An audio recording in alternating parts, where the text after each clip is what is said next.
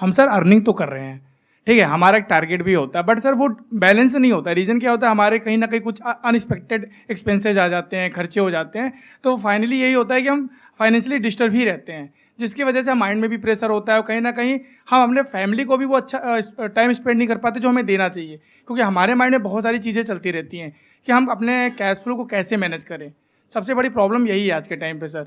तो आप ये कहना चाह रहे हैं कि cash flow management is a big problem आज की डेट में, specially for middle class, right? Yes sir. I hope most of you are from middle class. आप में से कितने लोग हैं जो मिडिल क्लास से हैं? एक बार हाथ ऊपर करिए। ऑलमोस्ट सबने अपने हाथ ऊपर कर दिए हैं। कितने हैं जो लो क्लास से हैं, लो इनकम लेवल से हैं? हम बात कर रहे हैं यहाँ पे मिडिल क्लास, लो क्लास या हाई क्लास, पर यही बात है कि इसकी डेफिनेशन क्या होनी चाहिए कि कोई आदमी, मतलब मिडिल क्लास मुझे लगता है कि बहुत बड़ी चीज़ हो गई है। और आज की डेट में हम देखते हैं कि जो जिनको हम लो क्लास का समझते हैं वो लोग भी बहुत अच्छा लाइफस्टाइल मेंटेन कर रहे हैं, उनके पास भी हमारी तरह स्मार्टफोन है। It's an excellent point. देखो ध्यान से सुनो। हाँ हाँ, नहीं तालियां नहीं बजाते, टाइम वेस्ट होगा। आराम से आराम से दिमाग लगाते हैं। मुझे नहीं पता इस सेशन से क्या निकलेगा, बट दिमाग लगाएंगे मिल करके और कुछ सोल्यूशन निकालने की कोशिश करेंगे। तो इन्होंने एक बहुत अच्छा पॉइंट रेज किया है कि हम बात तो कर रहे हैं मिडिल क्लास की। मैंने इसीलिए आपसे क्वेश्चन पूछा था कि आप में से कितने लोग मिडिल क्लास है, सबने अपना हाथ ऊपर कर दिया। अब पहले एक बार डिफाइन करते हैं कि मिडिल क्लास का मतलब क्या। अलग अलग डेटा है, उसके अकॉर्डिंग अलग अलग डेफिनेशंस है मिडिल क्लास की। पिछले 10-20 साल 30 साल में अगर आप देखेंगे तो महंगाई बहुत तेजी से बढ़ी है, लेकिन ये जो डेफिनेशन है मिडिल क्लास की वो चेंज नहीं हुई है, नंबर 1। नंबर 2, मिडिल क्लास की इनकम इतनी नहीं बढ़ी है, लो क्लास की इनकम तो बढ़ गई है। जहां आज से 20 साल पीछे आप चले जाओ तो एक मेड अगर आपके घर में जो काम करती है उसको आप पैसे देते थे, मान लो 1000 रुपए 1500 रुपए, वो बढ़ करके आज हो गया 4000 रुपए अगर वो 2-3 घंटे के लिए काम कर रही है तो। और आप मानो अगर वो 4 घर में काम कर रही है तो उसके महीने की इनकम हो गई 16000 रुपए, और उसका हस्बैंड भी मान लेते हैं कुछ ना कुछ अर्न कर रहा होगा, तो वो लोग कमा रहे हैं महीने का 30 से 40 हजार रुपए। तो क्या वो लो क्लास है? और आप कितना कमा रहे हैं जो अपने आप को मिडिल क्लास कह रहे हैं? ये अपने आप में बहुत बड़ा क्वेश्चन है। तो मिडिल क्लास की एक्चुअल में डेफिनेशन क्या है ये समझना पड़ेगा हमको, और ये आपकी लाइफ की सारी प्रॉब्लम्स की जड़ है। ये जो क्वेश्चन आपने पूछा ना, जब तक आप ये नहीं समझेंगे कि मिडिल क्लास का मतलब क्या, तब तक अपनी इन प्रॉब्लम्स के सॉल्यूशन नहीं निकाल सकते। ये कैश फ्लो कभी मैनेज हो ही नहीं सकता। आपको लाख रुपए महीने का भी मिल जाएगा तब भी नहीं हो सकता, जब तक हम ये बारीकी से नहीं समझ लेंगे इन फंडों को। ग्लोबली एक ऐसा सेंसस है जो कहता है कि लो इनकम का मतलब जो दिन का 600 रुपए से कम कमा रहे हैं वो लो इनकम, 600 से 1200 कमा रहे हैं वो मिडिल इनकम। तो अगर इंडिया की बात करी जाए तो यहां पर कहते हैं कि सिर्फ 2% लोग हैं जो एक्चुअल में मिडिल क्लास है।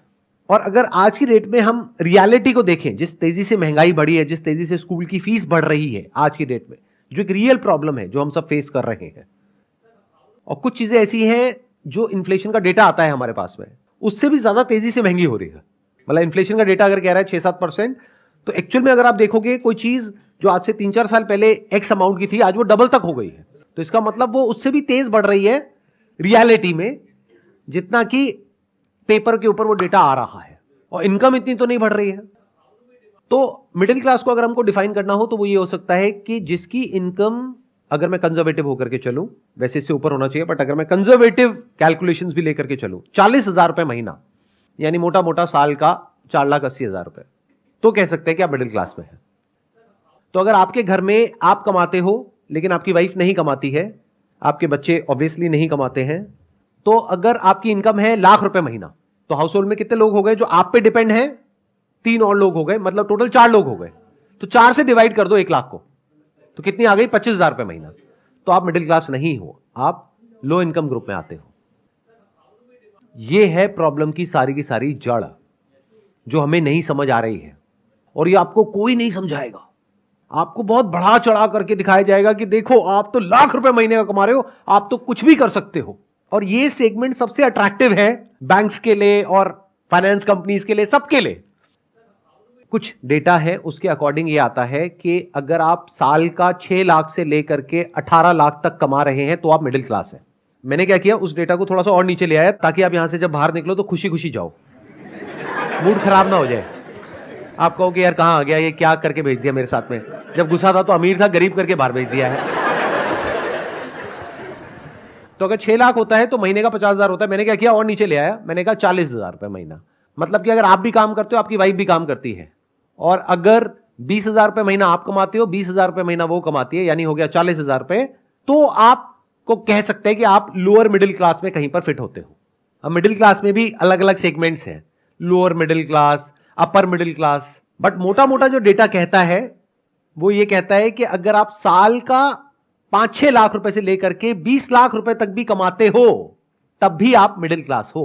तो इस डेफिनेशन के हिसाब से आप में से कितने हैं जो मिडिल क्लास में, एक बार हाथ ऊपर करिए, यानी कि आप 6 लाख से लेकर के 18 लाख के बीच में है साल की।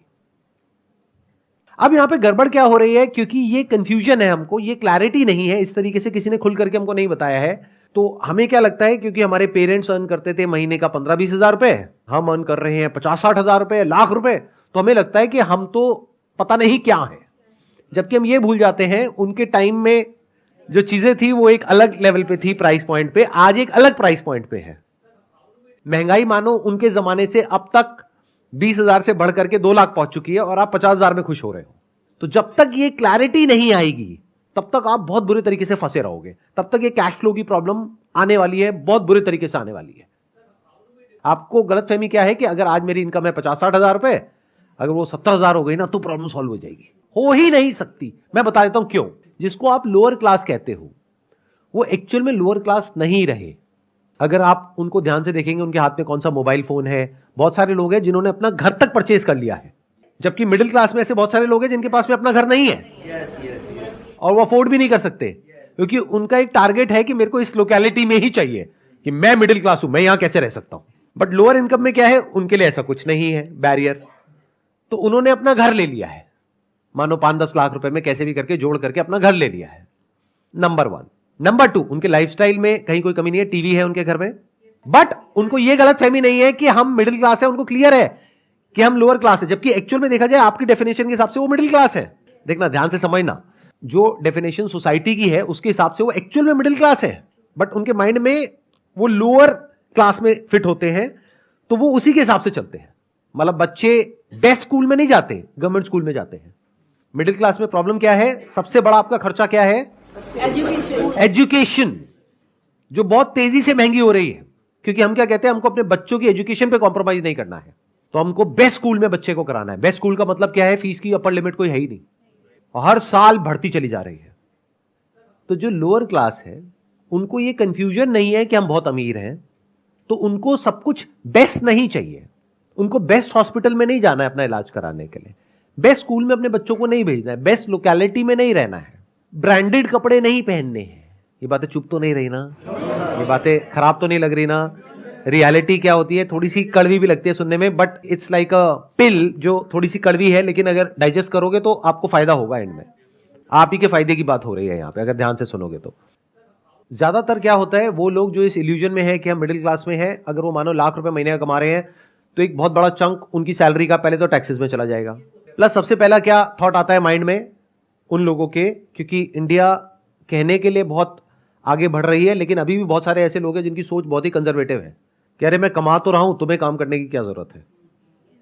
या फिर इसका अपोजिट भी हो सकता है कि वाइफ आकर के कहे कि तुम कमा तो रहे हो, मुझे काम करने की क्या जरूरत है। और बहुत केसेस में क्या होता है कि कमाने वाला एक मेंबर है फैमिली में, वाइफ भी उस पर डिपेंड है, बच्चे भी उस पर डिपेंड है, माँ बाप भी उस पर डिपेंड है, और वो कह रहे हैं मैं मिडिल क्लास हूं। अरे घोचू, पहले कैलकुलेट तो कर। मतलब हाउस होल्ड इनकम क्या है उसको डिवाइड करना नंबर ऑफ मेंबर्स से। अगर आज माँ बाप की एज बढ़ रही है तो खर्चे भी बढ़ने वाले हैं। एक भी बीमारी लग गई, और एक नहीं होती आज की डेट में, बहुत सारी बीमारियां हैं। लाइफस्टाइल ही ऐसा है, पोल्यूशन इतना है, और पता नहीं कैसी डाइट है, क्या क्या है, वो मेरे को बताने की जरूरत नहीं है। जब एक एक करके बीमारियां लगती है माँ बाप को, तो वो बच्चा, क्योंकि दिमाग से तो बच्चा ही है, अगर थोड़ा बड़ा होता तो समझ जाता कि मैं कितने बुरे तरीके से आगे जाकर के फंसने वाला हूं। उसकी विजन नहीं है। अपने माइंड में वो क्या है कि अरे मैं तो लाख रुपए कमा रहा हूं महीने का, मैं तो सब कुछ कर सकता हूं, माँ बाप का ध्यान भी रख सकता हूं, बच्चों की पढ़ाई भी बढ़िया से बढ़िया करवा सकता हूं। वाइफ कह रही है मेरे को काम करना है, नहीं नहीं तेरे को जरूरत नहीं है काम करने की, मैं हूं तो सही कमाने के लिए। तो दुनिया जहान की सारी गलतफहमी है उस आदमी को, और वही सबसे ज्यादा फंसा हुआ है। अगर उस घर में 6 मेंबर्स हैं तो 6 से डिवाइड करो 1 लाख को, और 1 लाख में से पहले टैक्स निकालो, फिर जो इनकम बचती है उसको 6 से डिवाइड करो, महीने का 10-15 हजार रुपए, ये है आपकी एक्चुअल इनकम। और आप कह रहे हो मैं मिडिल क्लास हूं। अगर इनकम बढ़ती है तो एक्सपेंसेस बढ़ जाते हैं, उनको कंट्रोल नहीं कर पाता है आदमी, ये मेन प्रॉब्लम। ध्यान से सुनना, ये मेन प्रॉब्लम नहीं है, ये गलतफहमी है। जब इनकम बढ़ती है तो खर्चे नहीं बढ़ते, हम खर्चे बढ़ा देते हैं गलतफहमी की वजह से। दोनों में जमीन आसमान का फर्क है। समझ गए मैंने क्या कहा?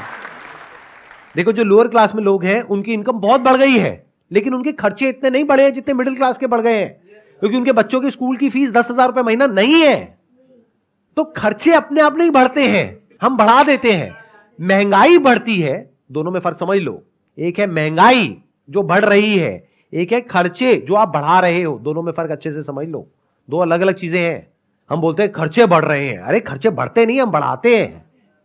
कितना ही बढ़ा लो, अपर लिमिट कोई है ही नहीं। हाँ सर, ना चाहते हुए हमारे खर्चे बढ़ जाते हैं, क्योंकि हम नहीं चाहते लेकिन वाइफ चाहती हैं, तो हमारी मजबूरी आती है। तो वाइफ क्या चाहती है? वाइफ के सर कुछ ना कुछ ड्रीम्स होते हैं, कुछ ना कुछ एक्सपेक्टेशंस होती हैं। ये वाइफ सब को बोलो कि अगर अपने ड्रीम्स पूरे करने हैं तो खुद कमाओ और खर्चो जितना खर्चना है। खर्चे हम क्यों बढ़ाते हैं? लगाओ दिमाग। मतलब मैंने अभी कहा कि खर्चे बढ़ते नहीं है, महंगाई बढ़ती है, खर्चे हम बढ़ाते हैं। अब क्यों बढ़ाते हैं? गलतफहमी होती है कि हम बहुत अमीर हैं, जबकि एक्चुअल में नहीं है, और ये हमें कोई बताने वाला नहीं है। और हम अपने आप को कंपेयर कर रहे हैं ऐसे लोगों से जिनकी हो सकता है कमाई हमसे बहुत ज्यादा है, बट हमें अंदर की बात पता ही नहीं है। या ये भी हो सकता है ऐसे लोगों से कंपेयर कर रहे हैं जो खुद भी बेवकूफ है। ज्यादातर ऐसा होता है कि आपकी कंपनी में कोई है बंदा जो साथ में एक ही लेवल पर है, वो जाकर के गाड़ी लेकर के आ गया। अब आपके अंदर खुजली हो रही है कि मुझे भी गाड़ी चाहिए और इससे बढ़िया चाहिए। अरे वो बेवकूफ है, वो मरने वाला है, तो आपको भी मरना है। जैसे बचपन में बोलते नहीं थे कि तेरा दोस्त कुएं में कूदेगा तो तू भी कूदेगा क्या? कितनी बेसिक सी बात है, बट हमको ये बातें समझ ही नहीं आती हैं। उधर से बैंक तैयार बैठा है, रोज मैसेज आते हैं कि अब आपकी लिमिट बढ़ गई है, आपको पर्सनल लोन मिल रहा है। फिर हम जाकर के फंसते हैं क्रेडिट के ट्रैप में, which is such a big trap that you can't even imagine in the wildest of your dreams. अगर समझना है ना कितना बड़ा ट्रैप है, तो आप जा करके कंपाउंडिंग को स्टडी करना। कंपाउंडिंग क्या होती है, कि कंपाउंडिंग से आदमी कितना अमीर हो सकता है। मतलब कंपाउंडिंग क्या होती है कि जब आप किसी जगह पर इन्वेस्ट करते हो, मानो आपने म्यूचुअल फंड में इन्वेस्ट किया, साल की 10-12% की रिटर्न आई, तो अब आप कहोगे एफडी में आ रही है 6-7%, वहां आ रही है 10-12%, तो इतना फर्क नहीं है। लेकिन 10 साल बाद, 20 साल बाद वो फर्क जो देखने में छोटा सा है, वो करोड़ों में पहुंच जाएगा। अगर आपको इंटरेस्ट मिल रहा है तो आप कितने अमीर हो सकते हो उसकी कोई लिमिट नहीं है। तो अगर आपको इंटरेस्ट देना पड़ रहा है तो आप कितने गरीब हो सकते हो उसकी भी कोई लिमिट नहीं है। यह बात समझ आनी चाहिए। किसी भी तरह का आप क्रेडिट लेते हो, उसके ऊपर इंटरेस्ट लगता है, इंटरेस्ट के ऊपर फिर इंटरेस्ट लगता है, प्रिंसिपल अमाउंट पे भी इंटरेस्ट लगता है, इंटरेस्ट के ऊपर भी इंटरेस्ट लगता है, और वो बढ़ते बढ़ते इतना हो जाता है जितना हमने सपने में भी नहीं सोचा होता है। लिया होता है 5 लाख रुपए, देना पड़ता है 10 लाख, 15 लाख, 20 लाख, कोई लिमिट ही नहीं है, और फिर पूरी जिंदगी यही करते रहो। इस ट्रैप से निकलने का सिर्फ एक तरीका है कि पैसा जोड़ो, और जोड़ करके उसको इस तरीके से इन्वेस्ट करो कि वो पैसा कंपाउंड हो, और आने वाले 5-10 साल बाद इस ट्रैप से आप निकल सको। बट जोड़ना तो दूर, आपकी सिचुएशन ऐसी आ जाती है कि आपको पैसा लेना पड़ जाता है, and the moment you start taking money you are in a mess. Job में ये डर है कि अगर मैंने कुछ बोल दिया तो कहीं मुझे निकाल ना दे, तो मेरा क्या होगा। एक लो इनकम में जो आदमी है उसको डर नहीं है। आप अपनी मेड को जाकर के बोलो कि भाई मैं तेरे को निकाल दूंगा, अब बोल तो ये बोलने की हिम्मत ही नहीं है, क्योंकि अगर आपने मेड को निकाला तो आपकी वाइफ आपको पक्का घर से निकाल देगी, पक्का। मतलब कोई डाउट ही नहीं है इसके अंदर। मैं ठीक कह रहा हूं, गलत कह रहा हूं?